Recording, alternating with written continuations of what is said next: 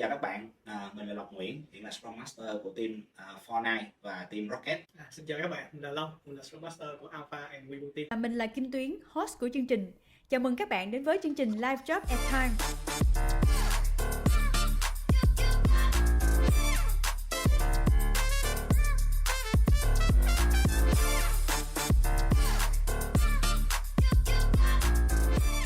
Xin chào mừng hai anh đã có mặt trong chương trình Live Job at Time với vị trí Technical Scrum Master ngày hôm nay.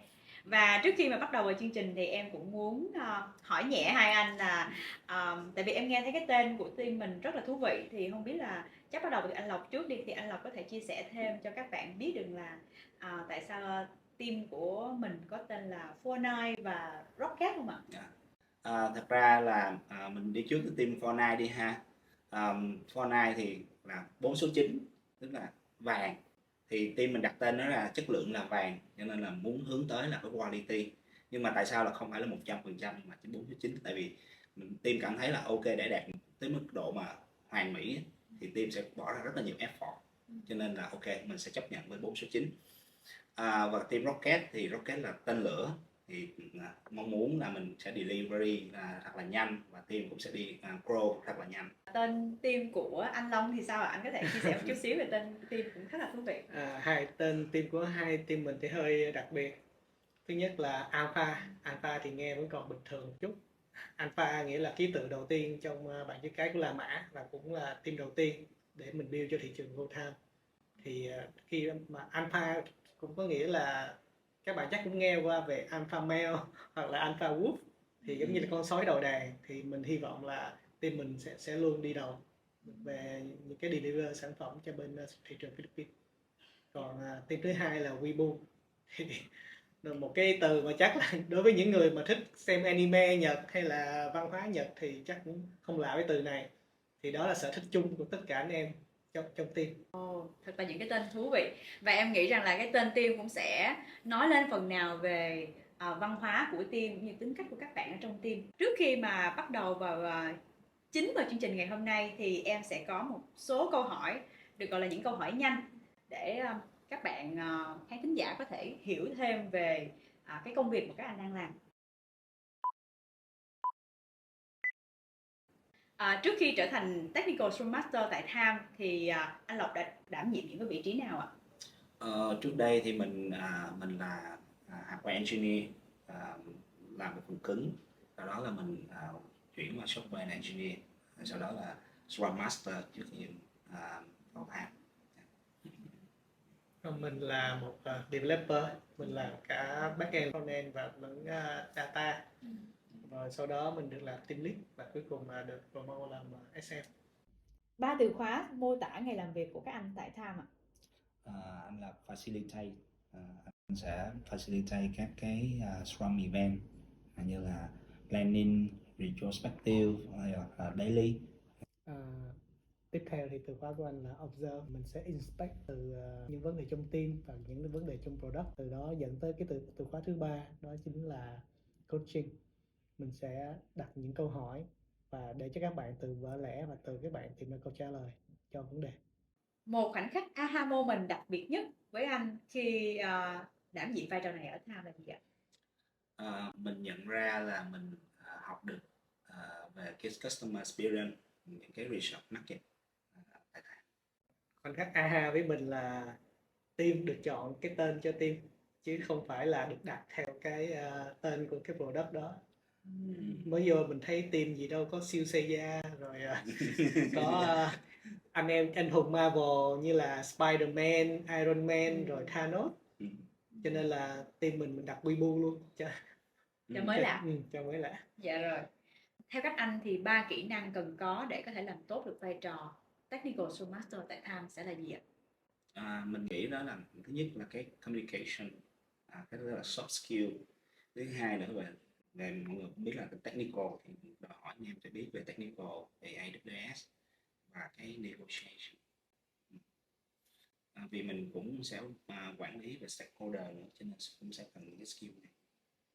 Mình cũng đồng ý với Lộc là những cái skill đó, mà mình chỉ muốn bổ sung thêm là về coaching skill. Bởi vì với Scrum Master thì mình làm việc với con người, mình phát triển con người nữa, thì cái hướng là mình không đưa ra cái solution rõ ràng, nhưng mà mình là servant leader, mình sẽ dạng như là đặt những câu hỏi để các bạn tự trả lời và các bạn tiến bộ theo từng ngày. Đó chính là những câu hỏi mà chúng ta có thể hiểu hơn về cái phần nào một công việc của một Technical Scrum Master tại Time qua sự chia sẻ của anh Lộc và anh Long. Thế thì theo hai anh, tại sao Time lại gọi vị trí này là Technical Scrum Master ạ? Cái tên nó nói lên nhiều điều. Thứ nhất là technical. Tại sao lại là technical? Vì một người Scrum Master, khi mình làm ở Time chủ yếu là mình work với các bạn dev, các bạn developer, thì để mà có cái sự thấu hiểu với sự tin tưởng của các bạn đối với bản thân mình thì mình phải hiểu về technical, mình phải nói cùng ngôn ngữ với họ. Tại vì bên mình làm cloud thì cloud nó sẽ có rất là nhiều từ khóa. Đối với những ai mà chưa biết thì sẽ giống các bạn sẽ nghe cảm giác giống như là các bạn dev đang nói tiếng nước ngoài với mình vậy đó. Thì lúc đó mình giống như nếu mà mình không biết technical thì mình sẽ mất cái sợi dây liên kết với các bạn. Và khi mà mình đã không nói chuyện, mình không build được trust với các bạn rồi, thì đôi khi lúc đó mình lại quay về focus vào những chuyện như là timeline, hoặc là như pushing các bạn để mà deliver. Thì cái đó thực ra nó cũng là bài học thực tế ở đây. Thì đó là tại sao mà công ty mình muốn tuyển là Scrum Master phải có biết technical. Em cũng đồng ý với ý của anh. Thì em cũng có góp ý là cái mũ của Scrum Master đó là Resource Worker. Thì mà cái problem solving skill, skill đầu tiên là phải hiểu được cái problem. Nhiều khi nếu như mình không có biết về technical, không hiểu về technical, thì nó sẽ tốn rất là nhiều effort để cho các bạn có thể giải thích được cái problem cho mình, sau đó là mình coaching cho team hiểu được cái root cause, sau đó mình giải quyết được vấn đề. Thì một trong những cái skill đó là mình technical, mình sẽ giúp cho mình hiểu được problem nhanh hơn và cách coaching cho team dễ hơn. Vừa rồi chúng ta vừa chia sẻ tại sao có cái chữ technical trước chữ Scrum Master. Thế thì bên cạnh technical thì Scrum Master sẽ làm những công việc gì? Thì theo anh là những cái highlight chính trong cái công việc của Scrum Master, thì đối với hai anh thì mỗi ngày mình thường sẽ làm những công việc gì ạ?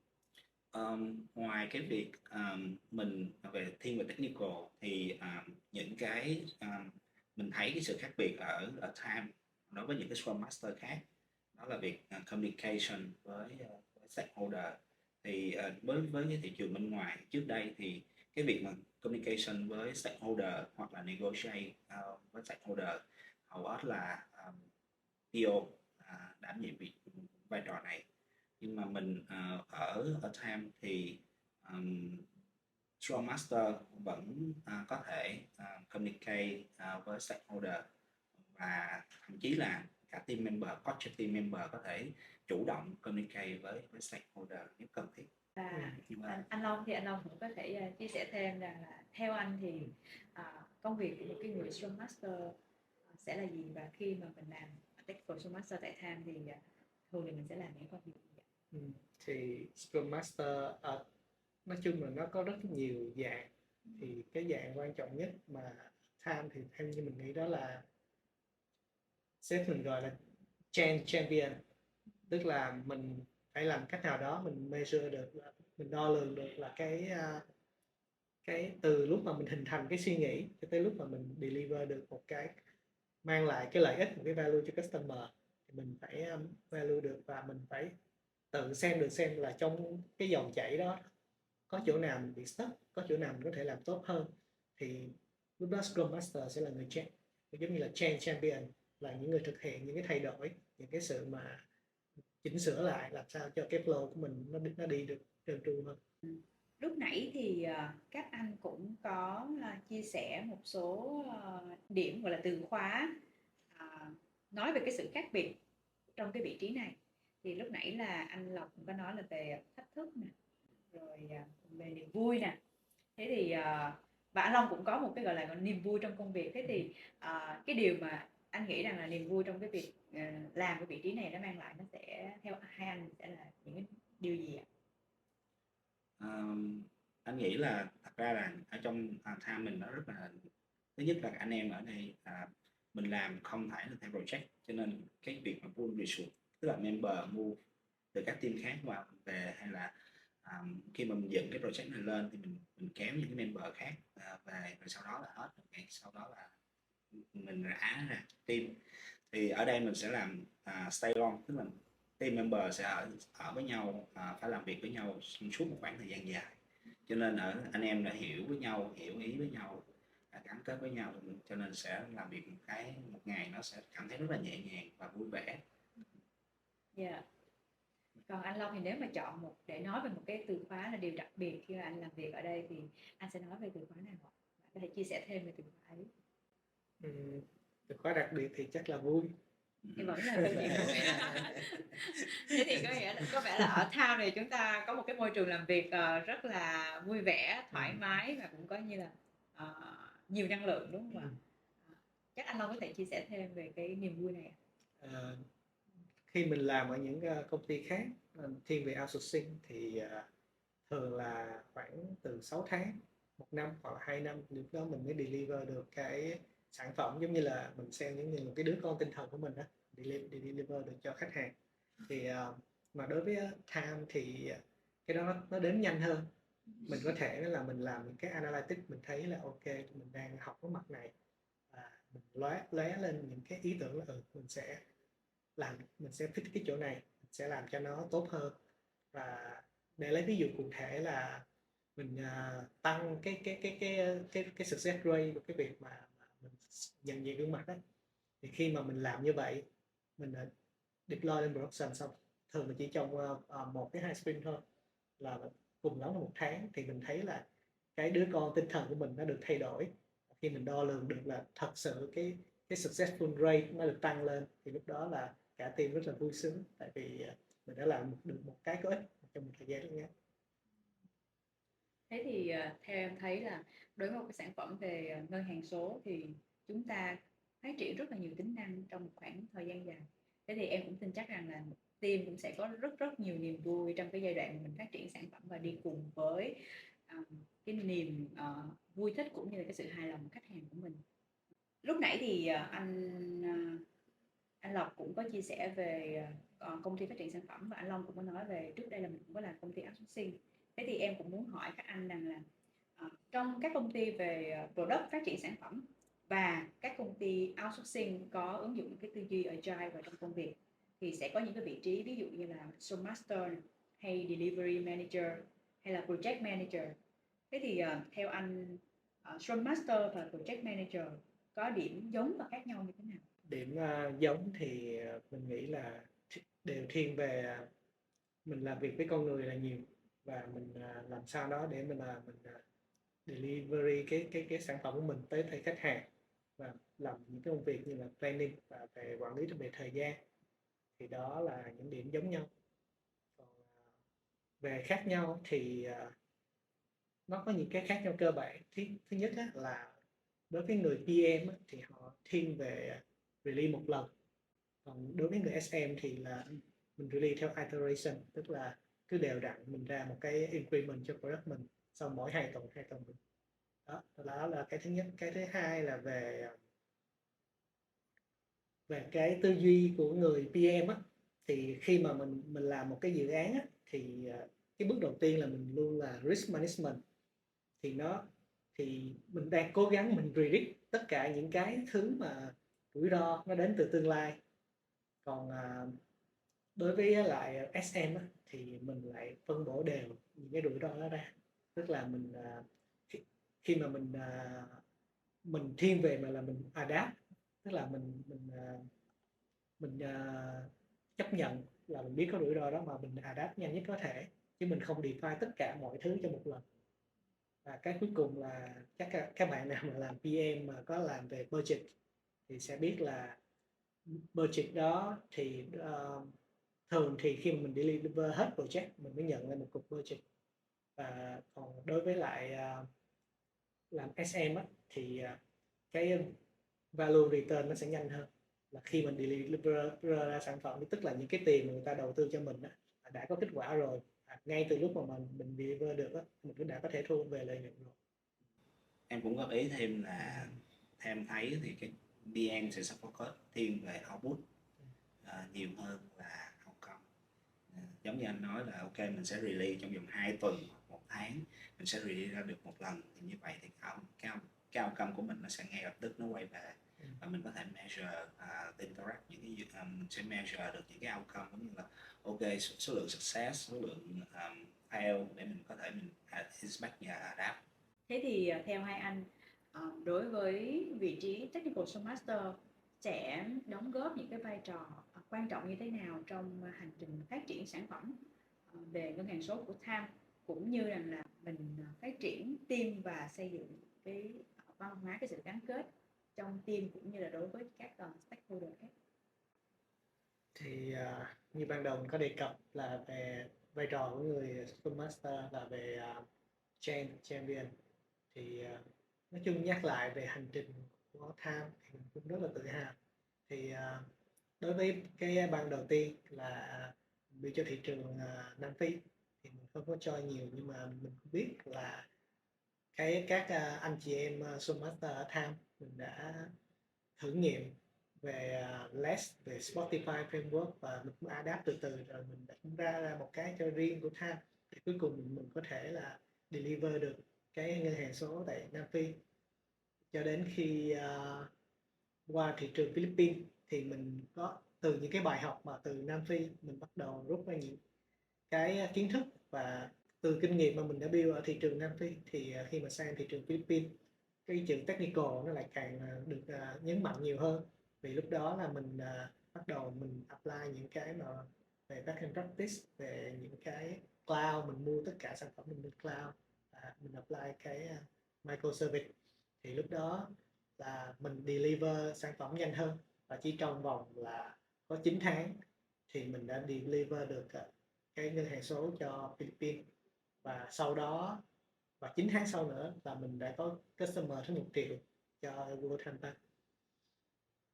Và nói đến đây thì khi mà mình đang sắp sửa có một cái băng thứ ba nữa thì nó lại thêm thách thức nữa đối với người Technical Scrum Master, là lúc này mình scale lên và không thể nào mình cứ scale con người theo cái băng được, thì lúc đó mình phải nghĩ ra một cách nào đó. Và người Scrum Master hiện tại mình phải scale theo cái model là multi-country, là mình có thể làm sao mình build được và modularize và mình có thể sử dụng lại được, thay vì là cứ mỗi quốc gia mình lại scale thêm được. Đó là cái mà theo nhân nghĩ là cái tầm ảnh hưởng đối với Technical Scrum Master. Và khi mà mình biết những cái way of work như vậy đó, thì làm cách nào mình lại lan truyền được những cái đó đối với các team member của mình để họ hiểu. Tại vì con người khi mà họ nghe thay đổi thì họ rất là thụ động, họ có một số bạn họ sẽ thu người lại và rất là khó, thì đó cũng là thêm một cái sự thách thức và cái tầm quan trọng đối của Technical Scrum Master khi mà mình build tiếp thêm một cái bài. Thì chắc Lộc em có nghĩ là còn bổ sung ý kiến gì không? Dạ, thì em đồng ý với anh, còn 100%. Thì em chỉ bổ sung thêm ý kiến là mình sẽ làm scale agile, tức là mình sẽ không làm mình sẽ làm sao đó lan truyền cái agile mindset qua cho tất cả các member, giống như nó là chain agent, 180 cái mũ của Scrum Master. Trong quá trình làm việc tại Tham thì em tin chắc rằng là các anh đã trải qua được rất là nhiều cái thử thách, cũng như là rút ra cho mình được những cái bài học kinh nghiệm. Thế thì nhân cái cơ hội xuất hiện trong chương trình ngày hôm nay thì hai anh có thể chia sẻ một bài học và một cái thử thách đáng nhớ nhất mà mình đã rút ra cho mình và mình muốn chia sẻ với tất cả mọi người. Cái bài học mà trước đây á, là mình làm về outsource, một cái outsource company, cho nên hầu hết là mình sẽ focus vào cái output là nhiều. Và mình sau mỗi một cái sprint á, mặc dù là cũng là công ty outsource nhưng mà họ vẫn làm cho apply Scrum, thì 2 tuần thì mình sẽ build một đống cái gói mình gửi cho khách hàng. Mình sẽ không có cơ hội để mà mình insight khách hàng, mình sẽ không thấy được cái feedback loop của khách hàng, mình sẽ không có nhiều cái để mình measure. Thì tại Tham mình sẽ học được rất là nhiều cái bài học, mặc dù là ok mình mới tức là khi mà mình build một cái product gì đó mới đầu, mình tất cả mọi thứ là mình cứ nghĩ là mình sẽ release, mình thấy mình ra được cái feature đó ra ngoài thị trường, thì ngay lập tức là mình mới đo đếm được, mới học được những cái gì là mình đang làm. Nhiều khi mình nghĩ là ok, mình sẽ làm build một cái sản phẩm rất là đẹp đưa ra thị trường, nhưng mà tỷ lệ nó rất là thấp, thì mình mới back lại cái lesson learned là ok, tất cả mọi thứ mình trước đây mình chỉ là assumption, đưa ra rồi mình mới thấy được là cái outcome nó như thế nào. Đó là cái mà mình nghĩ là một cái lesson learned mà mình học được trong một cái môi trường công ty product như thế. Nãy Lộc đã chia sẻ về product, thì chắc là bài học của mình nó thiên về domain. Về domain bên mình đang làm là banking, thì lúc trước là khi mà mình build cái mobile application cho cái World Bank ở Philippines á, thì tại cái màn hình thì thường nếu mà các bạn xài internet banking nhiều thì các bạn cũng sẽ biết là ngay vào màn hình đầu là sẽ show cái balance của customer là mình còn bao nhiêu tiền.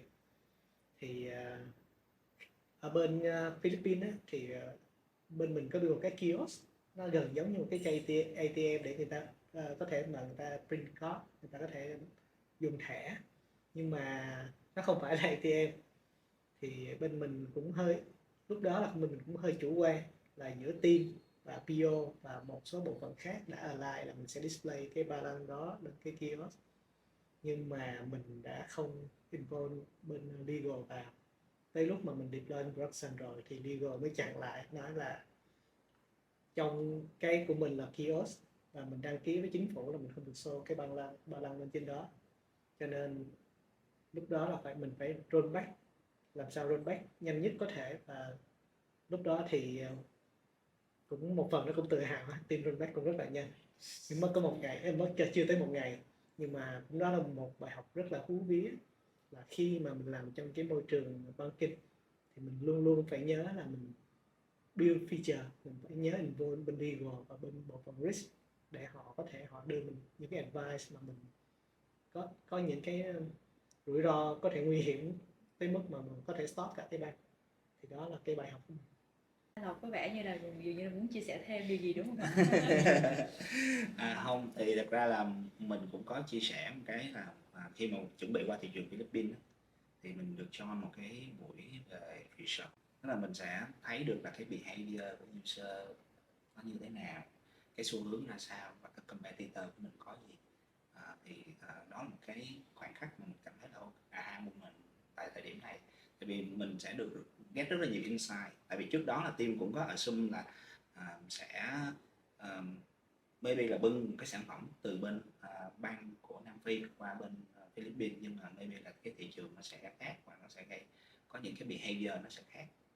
Cho nên là cái research market nó sẽ có rất là nhiều cái insight cho mình. Rất là thú vị. Yeah.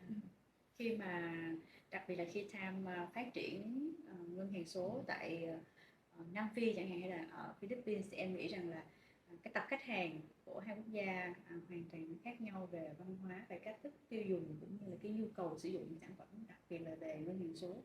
Thì khi mà team phát triển sản phẩm, họ biết được thêm nhiều cái kiến thức cũng như cái trải nghiệm của cái người dùng tại quốc gia đó, thì cũng sẽ giúp cho team có thể mang đến những cái tính năng cho sản phẩm nó đáp ứng đúng cái nhu cầu của khách hàng của mình. Sau khi những cái chia sẻ của hai anh về những cái bài học kinh nghiệm của mình hay là những cái trải nghiệm khi mình làm việc tại Time, thì em cũng tin chắc rằng là ở Time sẽ mang đến cho các bạn, đặc biệt là những người làm trong cái vị trí Technical Scrum Master, nhiều cái cơ hội để phát triển. Thế thì theo hai anh thì những cái cơ hội để mình phát triển trong cái lĩnh vực nghề nghiệp này cũng như rằng là phát triển cùng với Time thì đó sẽ là những cái điều gì ạ? Giống như hồi nãy mình chia sẻ là tại Time mình sẽ học được rất là nhiều kinh nghiệm về product, về user experience, về cái cách mà mình measure cái product như thế nào sau khi nó ra thị trường. Nó sẽ có những cái feedback loop, không hẳn là feedback loop đó không hẳn là từ khách hàng đi phỏng vấn interview, hoặc là mình lấy những cái giống như là cái form mình quét, gọi là gì ta, lấy ý kiến của khách hàng thì Khảo nó không sát hẳn là như vậy ý của đâu. người dùng. Đúng rồi. Cho nên là mình sẽ có rất là nhiều cái phương thức khác nhau để mà mình lấy được cái feedback loop đó, cái phản hồi từ khách hàng đó, chứ không hẳn là chỉ có một cái con đường duy nhất. Mình nghĩ ở Time mình sẽ học được rất là nhiều về sản phẩm mà những công ty outsource mình sẽ không có cơ hội để mình đụng chạm tới sản phẩm, mình đụng chạm tới cái product environment, môi trường trên production thật. Mình sẽ có thể học được những cái kinh nghiệm và kiến thức khi mà mình release ra một sản phẩm thì cái cách đo lường nó như thế nào, cái cách mà mình lấy những cái feedback loop, những cái phản hồi từ khách hàng nó như thế nào. Có rất là nhiều cái phương thức, không hẳn là chỉ là mình đưa cho là những cái câu hỏi lấy ý kiến của người tiêu dùng là đánh 1 tới 5 sao, có rất là nhiều cách. Thì đó là một cái mà mình sẽ học.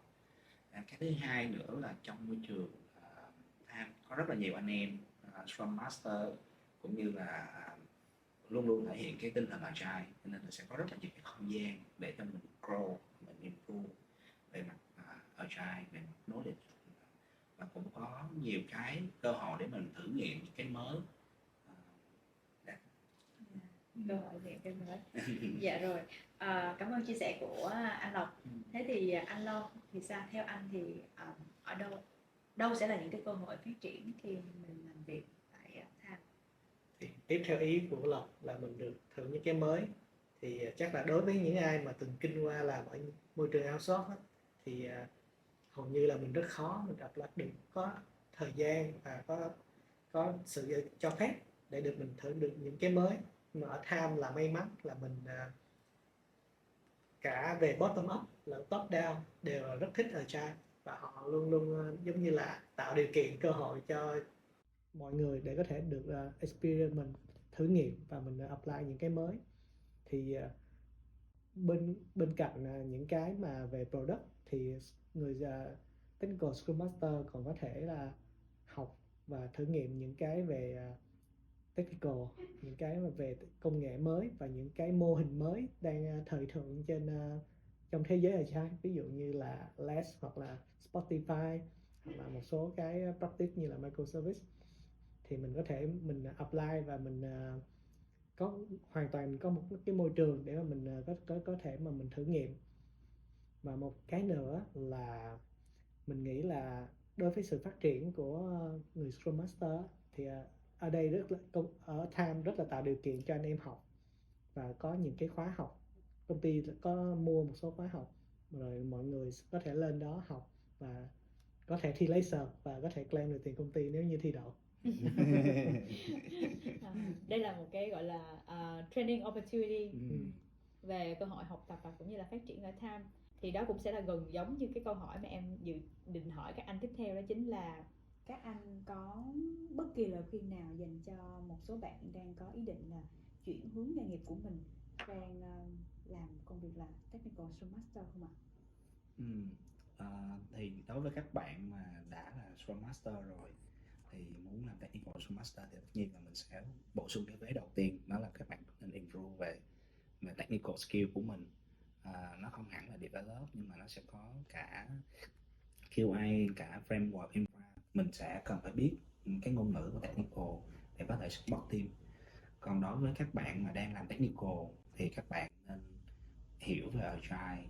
Cái agile mindset là gì? Nó là cái mindset, mình cần phải hiểu nó rồi sau đó mình mới apply những cái practice cho nó đúng, và những cái practice idea behind ở mỗi cái practice nó là gì, nó giúp mình được cái gì, nó giúp cho team được gì, và nó giúp cho tổ chức được gì. Dạ, em cảm ơn anh Long. Yeah. Thế thì theo quan điểm của anh Long thì có lời khuyên nào mà anh sẽ dành cho các bạn nếu mà các bạn có ý định muốn chuyển đổi cái định hướng nghề nghiệp của mình sang công việc này? Thì như Lộc hồi nãy có nói, thứ nhất là về agile mindset và cái thứ hai là về technical, thì mình chỉ xin bổ sung thêm là về mặt con người thì các bạn trau dồi nhiều cái kỹ năng là coaching skill. Tại thường những người mà muốn lên technical Scrum Master thì thường là họ có khả năng khá trước rồi, thì mình phải làm sao mà mình kiểm soát được, tức là mình không phải là người đưa ra solution cho họ làm, mà mình phải đặt những câu hỏi làm sao đó để mà họ tự tìm ra được solution cho chính họ. Thì cái đó nó khó hơn, mình nghĩ là nó khó hơn nhiều. so với việc mà mình ok mình đưa ra và nói các bạn làm đi. Và cái nữa là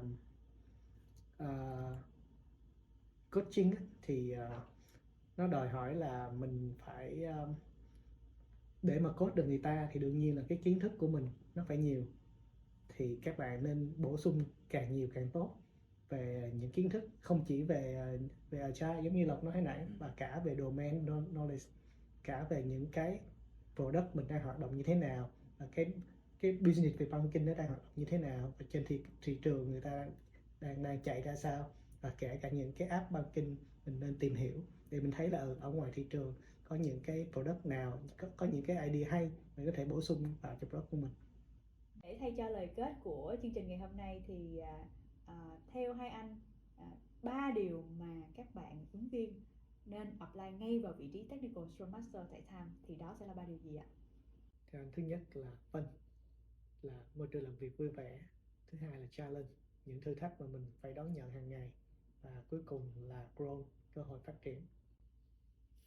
Nói về là business domain là một sản phẩm digital banking. Thứ hai nữa là experiment, tức là mình có nhiều không gian để mình thử nghiệm, và cái experience tức là sẽ có cơ hội để trải nghiệm trong một công ty product nó khác với công ty outsourcing như thế nào. Cảm ơn chia sẻ của hai anh ạ.